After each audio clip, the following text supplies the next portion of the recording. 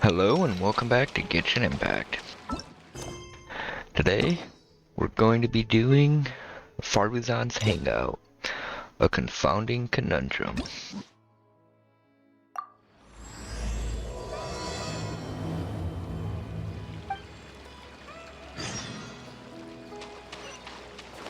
Mysterious Senior, go to Party's DI.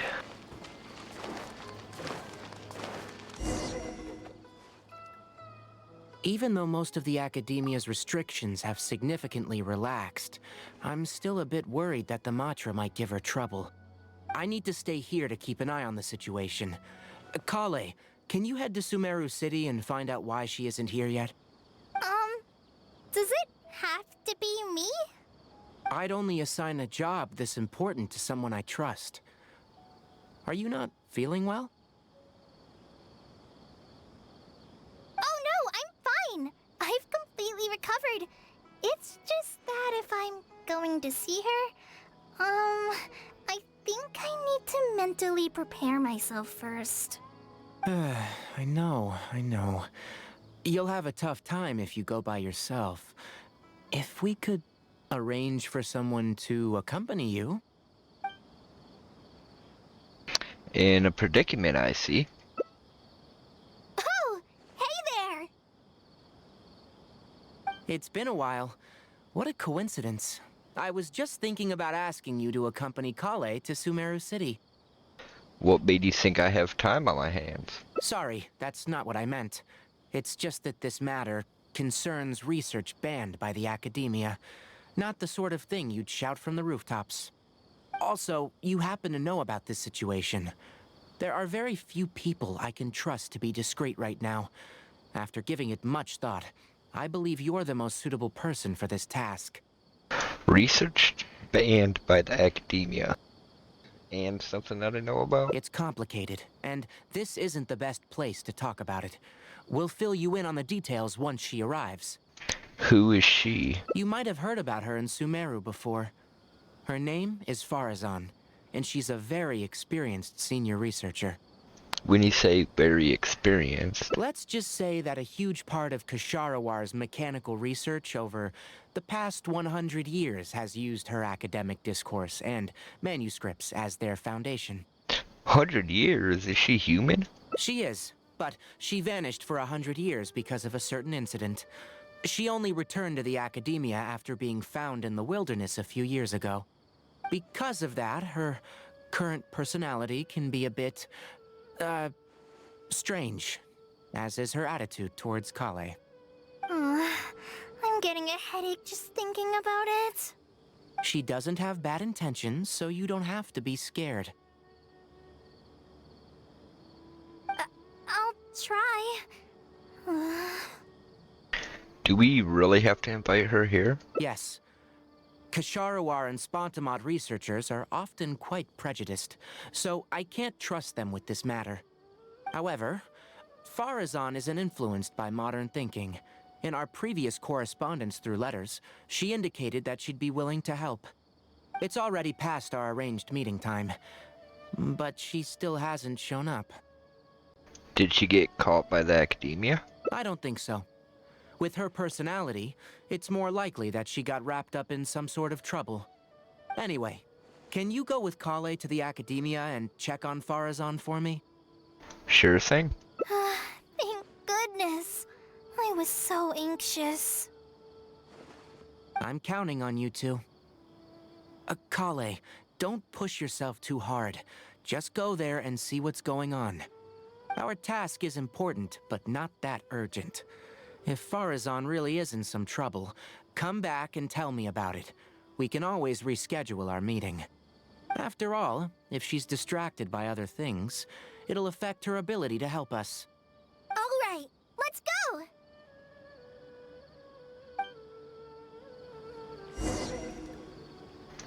Okay. Now we go to the academia.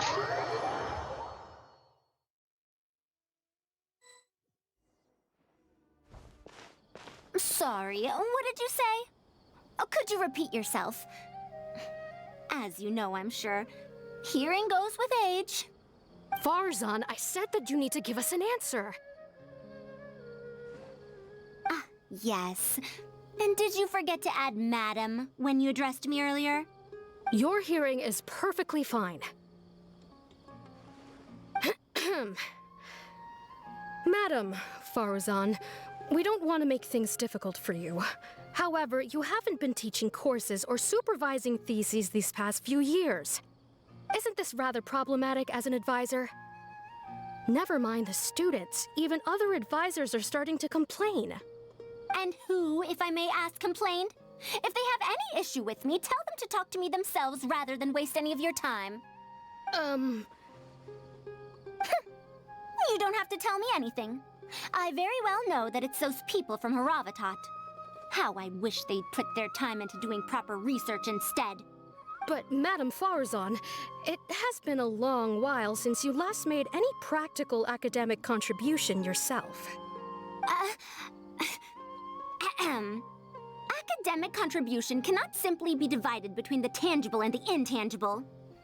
The issue here, I believe, is that the reviewer doesn't understand the very nature of knowledge itself. In any case, makes no sense to use a metric like this to evaluate a mentor. Which sage set this rule anyway? I should write a letter of complaint right this instant. Wait! Madam Faruzan, please let me finish. That's her, alright. But the person with her doesn't look like a Matra. She looks so young. Shh! She hates it when people call her young! Her body apparently stopped aging during the year she was gone. So that's why she looks the same as she did 100 years ago. So she disappeared for 100 years. What in the world happened to her? Okay, I think I'm ready for this. Let's go! Anyway, Akara Crafts and the leader of Kasharawar would like to invite you to collaborate on this project. They're wondering if you'd be interested. Madam Faruzan? Are you listening? Mm-hmm. Ah, Kale! Why are you here at the Academia? Are you feeling better now? I'm much better, Madam Faruzan. It's all thanks to the Traveler and the Dendro Archon. Have you been sleeping well? You seem to be developing some eye bags. Is that brat Tainari forcing you to stay up late again? No, it's because I'm a slow learner. It's not Master's fault. It's good to be hardworking, but you need to take care of your health. I'll have to give Tainari a right talking to when I see him. I'll also prepare some health supplements for you. There's really no need. Ah, and is the person beside you the legendary Traveler? Pleasure to meet your acquaintance, madam. Oh, I've heard much about you before. In fact, I've been meaning to meet you for a while now. It is thanks to you, after all, that the Academia is finally getting back on its feet. Even Kali's illness is... Ahem. Madam Faruzan, I believe we were still discussing the collaboration with Akara Crafts. I'd wager it's those Kasharawar Dunderheads finding excuses so that I'd go to their darshan. Say no more. I have no plans to change my field of research. If you're this unwilling to participate in the collaborative project, you can also consider teaching a class. It might be difficult to teach a course with topics that only fall within Haravatat's subjects, but we can't delay this anymore. You need to give an answer. You can teach a course or participate in a collaborative project. If you don't do either, it'll be hard for me to persuade the advisors and students who have been complaining. This sounds like some eternal academia dispute. Could you not give me a few more days to consider? This matter has been delayed for so long already. That's precisely the issue. If you don't give an answer today, I fear that someone will soon escalate their complaints to the sages. What a waste of free time these folks are. Now you two are here at Tainari's behest, I take it. I'm sorry, but given the current situation, it looks like I'll have to come over some other day. Kale seems like she wants to say something. Please, give me a moment with Kale. Of course. I shall need some time to think as well.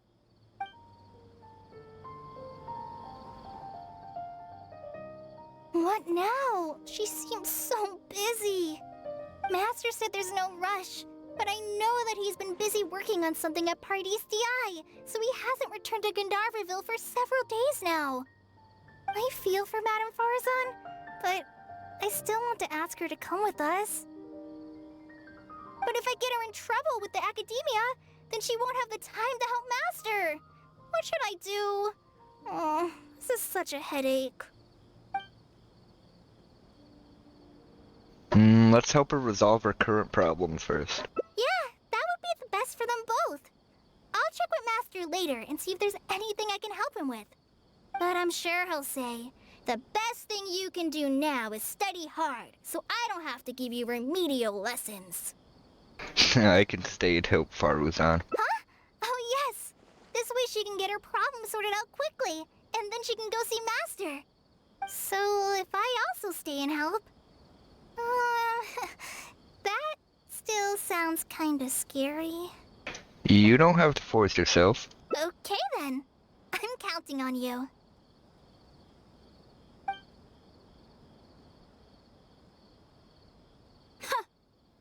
I have to teach students from Haravatat, or owe Kasharawar a favor. It strikes me that they might be even less happy about such a deal than I am. I think I can sympathize with them. We're back, Madame Faruzan. The Traveler said that he can stay and help you. Oh, why I couldn't ask for more. In fact, I'm rather curious about the type of person the Traveler is. You were the one who taught Azar a lesson after all. That said, will I be troubling you? It's no trouble at all. Is that so? Good. It does so happen that I do have something I need help with. Now, should I apply to teach a course with Haravatat, or join the collaborative project that Kasharawar is proposing? Honestly, I don't want to choose either of them. Tell me more about that Haravatat course. You might have heard of it before. Haravatat is an academic faction that researches languages and runes. 100 years ago, Madame Faruzan was a researcher from that darshan. Now, not was. Still am. Yes, of course. But current Haravatat students can't really... understand her direction of research. So even if she opened a course, chances are that no one would attend. Direction of research? In summary, I mean to interpret the configurations and solutions of ruin mechanisms via the deciphering of on-site stone carvings and unearthed documents. It'll include research into general documents dealing with such ancient machines. The research method is supported by Haravatat, yes, but the content deals heavily with both ruins and mechanisms. This will make it difficult for students of this darshan because they don't understand much about mechanisms. Also, there are fewer and fewer unexplored ruins left nowadays, and Kasharawar researchers have been developing their own theories on mechanisms. As such, they don't need to rely on ancient documents. So she's doing very niche research. They're far too complacent. Ancient mechanisms are more dangerous and complex than one might imagine. I'm telling you, things weren't like this 100 years ago. All researchers back then were interested in exploring knowledge from a variety of topics. They also gave more respect to unknown mechanisms. Nowadays, all people are interested in are mainstream subjects in popular research. Even if they attended my course, I wouldn't be interested in teaching them. Also, the people here think that my research is outdated and unrealistic, so they keep cutting my funding. Why, I think they could all stand to learn from Kale. She's a hard-working child and respects her elders. Huh? Why me? Ah, if only those who came to my lectures were more like you. Speaking of which, are you feeling better? You don't have to confine yourself to Gandharvaville anymore, right? I just remembered that I have a lot of studying to do. I need to head back and find Master. Wait, I have an idea. Calais needs to learn how to read, and you need to teach a course. Are you telling me to start a reading course for Kale? Huh? Wait. Although Tainari has academic dealings with the academia, he isn't considered part of it. This means that Kale isn't technically a student. Can't it be a public course? No, he's right. The old academia became consumed by their arrogance precisely because they ignored the public. There must surely be many people like Kale and Sumeru who are passionate about learning, but cannot study due to various reasons. The old academia paid no heed to them. But if I start a reading course for Kale as a pilot, perhaps this shall come to benefit many more people in the future. I'll need to go back and ask if this is in accordance with regulations. Oh, save yourself the extra trouble. I'll come with you. If there's any arguments to be had, we shall sweep them aside together. Traveler, Kale, do wait for us a little while outside the academia. I'll be back in just a moment. Wait! Let's catch up with her.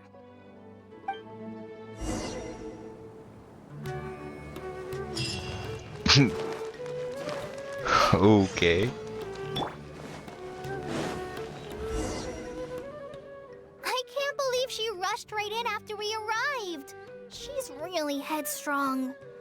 Oh, how did things turn out like this? You seem quite scared of her. No, not really. Madame Faruzan is a brilliant scholar. Even Master thinks so. If she's really going to teach me how to read, it'll definitely be much better than me bashing my head against the wall. It's just that she can get a bit too passionate sometimes. I don't know how to handle that.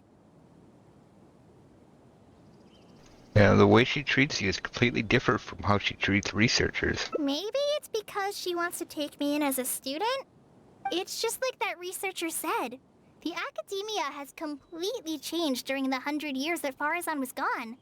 I don't really get it, but it does seem like Haravitat's students aren't optimistic about the prospects of doing research with her. Students who are interested in mechanisms and applications of the elements generally enroll in Kasharawar and Spontamod. Madame Faruzan also refuses to accept random students just to make up numbers. She still hasn't found a student she likes, even after all this time back. So she's a teacher with no students. But she seems to like my attitude toward learning, so she often asks me if I'm willing to become her student. It's because I'm a slow learner that I have no choice but to stay up late and study. Whenever she compliments me, I feel really guilty. So you're scared of her because she keeps asking you to become her student? It's not that. Madame Faruzan respects my choices. She hasn't been trying to persuade me, especially since she knows I need to rest and recuperate. She sometimes brings food to Gandharvaville for me, and each time she says that Master can't find out. That sounds like something a grandmother might do for her granddaughter. Now that you mention it, it does feel a bit like that. Do I really look that young? Kale, Traveler, thank you for waiting. The issue has been resolved. That was fast. I argued with the higher-ups and convinced them of the practicality and necessity of educating the general public. If I'm not mistaken, they're the students of my classmates' students. They're a lot less forceful than their predecessors, though. I'd say they caved rather quickly. Amazing. Were they convinced or were they coerced? It's just that we need to fill in every single page of the application. It's been a century, but the academia is as picky as ever. Let's see now. What do we need to fill in? Course name, learning objectives, teaching methods, course materials. I suppose we can fill in the course name last. Our learning objective is to teach people to read, right? That's a bit too general, I'd say. After all, this class's target audience isn't toddlers or children, but rather people who already know the basics of reading. As such, we'll need a more specific learning objective. How about proficiency in reading and writing? That's true. If we use children's teaching materials, we'll only end up wasting a lot of time on things that students would already know. And you have your job as a forest ranger, Kale. People who attend this course in the future are also likely to have life commitments. We need more effective teaching methods. So other than teaching materials for children, what other learning methods does Kale use? Master always tells me that practice is the best way to learn. That's why I often ask him to help me find simple books to read. It must have been difficult to get books in Sumeru in recent years, no? Tainari really went the extra mile for you. Expanding literacy is a capital notion. Now that the academia is easing restrictions on the circulation of books, there should be more people who have become interested in reading. It's a great time to conduct this course. So, we've got our teaching methods sorted out. So that's next on the list. I fear that I'm at a loss as to which books youngsters like nowadays. Would The Legend of Antara be too old of a story? If even a centenarian like you finds that tale old. Fair. Kale, what have you been reading lately? Me? I've been reading light novels from Inazuma. I heard that ever since we were allowed to sell books in Sumeru again, some people set up stalls at Treasure Street to sell light novels. I've been meaning to go there and check it out. Light novels? This is my first time hearing about such a thing, but I doubt I will procure suitable teaching materials from the House of Dana. Treasure Street it is. Wait for us, Madame Faruzan! You wouldn't think someone as fast as her is over 100. Let's pick up the pace and catch up to her. What a long and mildly ungrammatical title. And why is the cover so colorful? Is this your first time seeing a light novel, ma'am? Oh, they're the most popular of books nowadays. Would you like me to recommend something? Fine. One shouldn't judge a book by its cover after all. Maybe browse through the books here. Of course. Why don't you try this one? It's Outlander Brigade, When the Wind of Death Blew Towards the Blonde Samurai. I heard that this book's author describes action in vivid detail. Now I've only skimmed through a few pages, but it feels like it's all fight scenes. There are only subjects and predicates, and the syntax is a tad simple. Subjects? Predicates? The protagonist just ends up fighting in every scene with no proper build-up. Will anyone even enjoy a story that's only comprised of fights? There might be people out there who will. How about... the good thing about being reincarnated as a hilly churl is that I only need to eat Sunsetias to become stronger. A reincarnation isekai story? Those are pretty popular right now. Isekai? What in the world is that? Also, why does it become stronger by eating Sunsetias? Those are what we call tropes. Tropes? Ah, those fictional rules used to push the plot forward, yes? They're definitely effective in achieving a distancing effect. Sorry. What is this distancing effect? However, this book doesn't explain how reincarnation correlates to becoming stronger. Such an illogical rule will affect the coherence of the story. Will readers really accept this? There might be people out there who will. How about this? I had to fight tooth and nail to get this in stock. Oh, that's the latest volume of Onibudo! Now that's a rather normal title length. Oh, Kale, do you like this series? Yes, but I don't like it that much. Is she embarrassed to admit that she likes books like that? Madam, are you going to use this series as teaching material? Let me see. The dialogue flows quite well, but there are too many phrases here that I don't recognize. Third eye of perception, illusory mirror, and so on. Aren't these terms that are tied to tropes? I also thought those names were strange when I was reading them. She was able to say those phrases in such a serious tone. It's impossible to derive the meaning of these phrases in isolation. Also, their morphological properties are quite pedestrian, really. Or did the protagonist purposely create these strange names to disorient their foes? I think it's because such names are fancy. So there's no deeper purpose. It's quite hard to understand stories written these days. You're right. It's such a weird book. But you keep wanting to read the next page.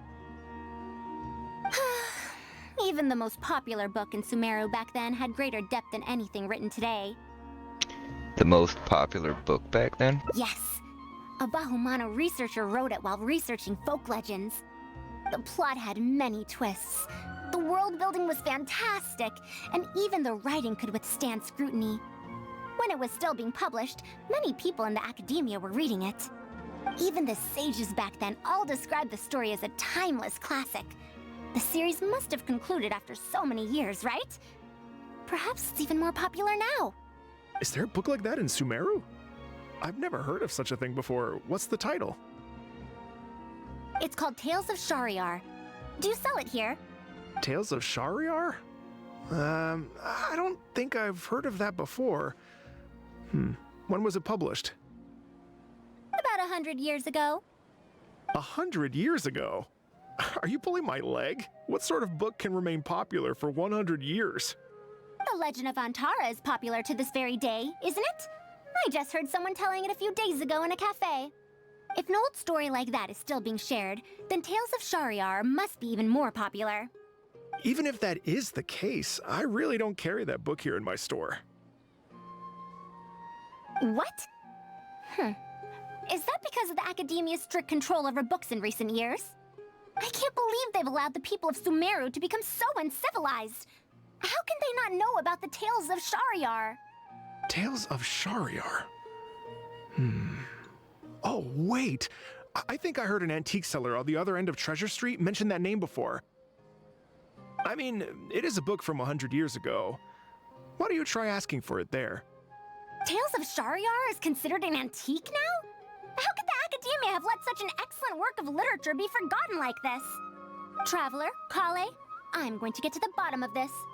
Let's meet at the antique sellers. Madam, wait! Oh no, this is bad. What's wrong? You asked me why I'm scared of Madame Faruzan, right? It's not because I don't know how to respond to her kindness. It's because I'm afraid of that ancient language she researches, because I can barely understand any of it. What if she uses ancient texts as teaching material? That book's only 100 years old, Kale. I doubt it counts as a book written in an ancient language. Even so, what if researchers from 100 years ago like to use ancient languages in their books? We've got to catch up to her!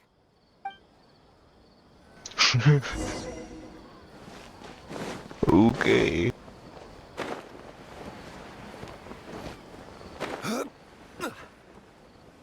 Found it! The 5th volume of Tales of Shariar! Wow, you actually found it! I never thought this book would ever get sold. All right, that's our teaching material secured. We also now know what to call this course. Analysis of Classical Texts. After all, this book is definitely worthy of being called a classic. Can I take a look? Luckily the language being used here isn't ancient at all.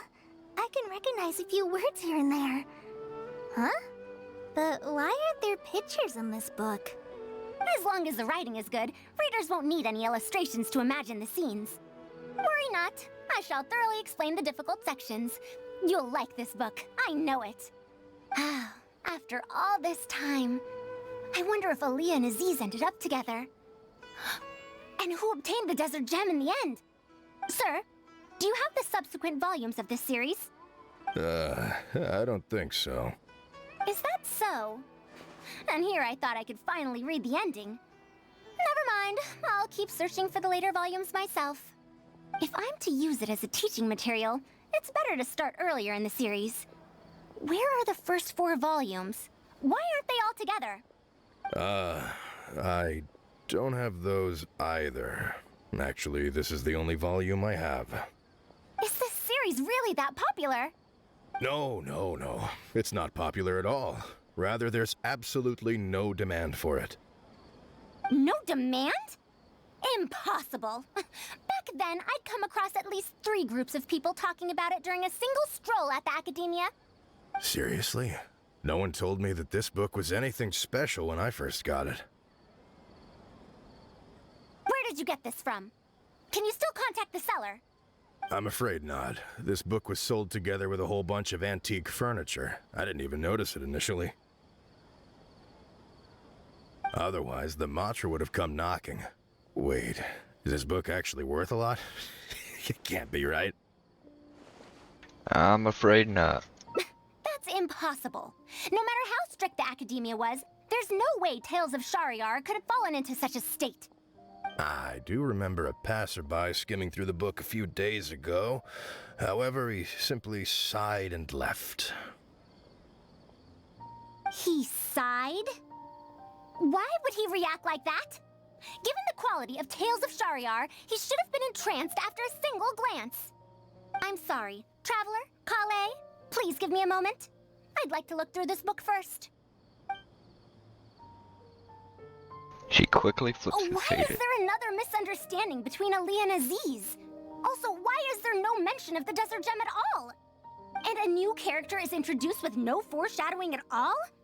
Also, what are all these new names and terms? Is this really the Tales of Shariar I know? Well, that passerby reacted in much the same way. Who was the passerby in any case? It's Mada from the cafe over there. You know, the fellow who spends all day telling the legend of Antara. Since that's also a very old story, maybe he knows a thing or two about that, Tales of, whatever it's called. Then let's go ask around at the cafe. Huh? Madam Faruzan? Huh? Oh, yes. Let's go. Oh. Any story goes on too long, it starts going to shit. He was trying to milk it and made it worse, I guess.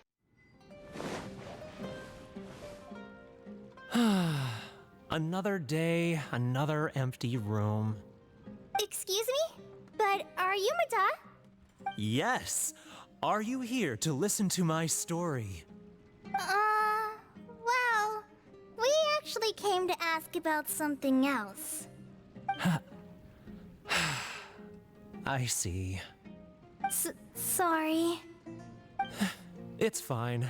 I'm used to it, more or less. So, how can this terribly unpopular storyteller help you? Do you know about Tales of Shariar? Huh? Tales of Shariar? Why, I can barely remember the last time anyone talked about it. My master always talked about how incredibly popular that book used to be. However, I tried reciting a few chapters of it at the cafe, and I found that it's even less popular than the Legend of Antara. Your master? Yes, the one who taught me how to be a storyteller. He said that Tales of Shariar was written by his master's master's master. He also said that this great-great-grandmaster was an academia researcher, and that even the sages liked the series. He wrote 4 volumes back then, and the reviews just got better and better. You couldn't find a single person in Sumeru who hadn't read his books. And then? What happened next? Why doesn't anyone know about Tales of Shariar now? Oh, it's hard to tell when it comes to trends. One day everyone likes stories like that, and the next day their tastes change completely. Instead of writing a proper ending, this great-great-grandmaster kept trying to extend the story. To tap into popular trends, he added a lot of tropes. Then, starting from the 5th volume, the reviews started to go downhill. How could that be? Then what happened to Tales of Shariar in the end? In the end, there's no ending. The great-great-grandmaster tried to write a few more volumes, following whatever trends were popular at the time, but the trends kept changing right as he published his books. He got so infuriated that he stopped writing altogether and focused on his research instead. What? So there's no ending? The readers didn't care? By that time, only a very small number of people were reading Tales of Shariar. Anyway, my master probably exaggerated. How could a work possibly have been that popular? The only tangible thing my great-great-grandmaster left is the original draft of Legend of Antara. He also left behind many theses from his research phase. When my master talked about Legend of Antara, he'd even quote from those theses. My master is a much better storyteller than me. Even when we're telling the same story about Antara, he's always able to draw in a huge crowd. But even he won't recite Tales of Shahryar due to its ever-changing writing style and its lack of an ending. So, Antara's story is the one that lasted through the years. Well, not even sages can definitively ascertain the quality of something like a story. In the end, only time can separate the classics from the fads. Only time? Madame Faruzan? It's been 100 years. Perhaps some things I once believed to be great aren't so after all. No, I think you don't have to worry about that. I think it doesn't matter if it's a classic or a fad. What matters is that you like it. Yeah! Master helped me find a lot of famous books at first. But in the end, I realized that I couldn't get into them. No matter how good those stories are, I can't improve my skills if I can't bring myself to read them in the first place. I think the best books for me are the ones I like. Problem here is not actually about improving your reading skills, but I suppose the principle is the same. Huh. Indeed. That is true. Readers' interest in trends of a time are not things that are so easily predicted. What was popular 100 years ago could be completely forgotten in modern times, and yet 100 years, as far as history is concerned, is but a blink of an eye. If Tales of Shahryar hadn't chased after trends and instead stuck to its original style from start to finish, it might have stood some chance of gaining renewed popularity. No, even if that didn't happen, at least it would be a work that was true to itself. Huh? Our conversation just got a lot more serious. I don't really get what you're talking about, but it does sound sensible. Looks like I also have to hang in there and tell Antara's story well. You should think about your income first. How unseemly. I almost got carried away because of a single book. Well then, we should get back to the matter of our teaching material. It looks like we can't use Tales of Shahryar now. How about the Legend of Antara, then? No, it's much too old. Oh. Kale, you found a book that you liked at the bookstall, yes? Yes, but I don't really... Then we'll use that book as our teaching material. Now that I think about it, using a book that you like is the most suitable choice for teaching you how to read. As for the academia, as long as we come up with an appropriate course name, we should be able to get away with this. Perhaps analysis of popular literature might do the trick? My, it sounds like you've dealt with the academia before. Let's go with that. Now then, let's return to the book vendor in a bit and buy the latest volume of this Onibudo for Kale. But if I wish to use it as teaching material, I have to read it first. Speaking of which, other than third eye of perception and illusory mirror, I also espy some unfamiliar phrases from the reader's messages at the back of the book. Such things as, even if it reminds me of my dark history, I still can't help but be drawn in by the story. And the author has written all the things that I only dare whisper into a tree hollow. Why do people use dark history to refer to awkward or embarrassing memories? Is this some slang that was invented in the last century? If one of our learning objectives was researching linguistic changes over the past 100 years, it might make it easier to get these books approved as teaching material. Oh, I can tell you what that's all about. Apparently, in their youth, some people used to imagine themselves as someone burdened by fate, fighting against the world, etc. But as they grew older, they started to become embarrassed by such memories. Some would write those fantasies into novels, while others would entrust such tales to tree hollows. Mata? You know, I'm suddenly have the urge to hear a story about Antara. Huh? Why so suddenly? I think we can ignore the whole dark history thing just for now. It's good to reminisce on an old tale in a while. I knew it. There will always be people who love the golden oldies. Now, let me tell you all about the ancient hero, Antara.